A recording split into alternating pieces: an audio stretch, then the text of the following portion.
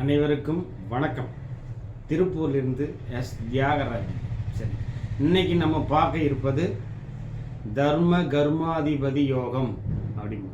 தர்ம கர்மாதிபதி யோகம்னா என்ன அப்படின்னா, குரு பகவானும் சந்திரனும் ஒரே இடத்துல இணைந்திருந்தால் அது தர்ம கர்மாதிபதி யோகம்.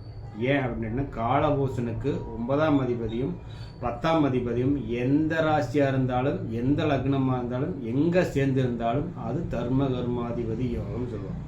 சரி, இதே லக்ன ரீதியாக 10ஆம் அதிபதி 9வது வீட்டில், 9ஆம் அதிபதி 10வது வீட்டில் இருந்தாலும் தர்ம கர்மாதிபதி யோகம். இல்லது 9ஆம் அதிபதியும் 10ஆம் அதிபதியும் சேர்ந்து ஒரு இடத்துல இருந்தால் தர்ம கர்மாதிபதி யோகம்.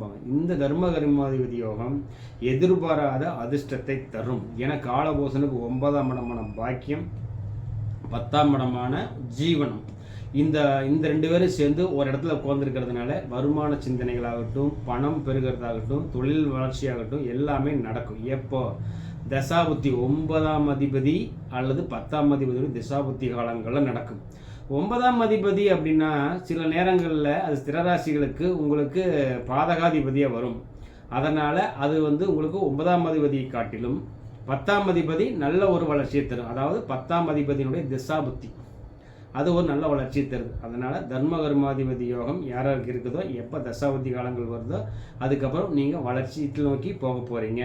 இதுதான் தர்ம கர்மாதிபதி யோகத்தினுடைய ஒரு கோட்பாடு. சரி, அனைவருக்கும் தீபாவளி நல்வாழ்த்துக்கள். வீடியோ பிடிச்சிருந்தா லைக் பண்ணுங்கள், ஷேர் பண்ணுங்கள், சப்ஸ்கிரைப் பண்ணுங்கள். நன்றி நண்பர்களே.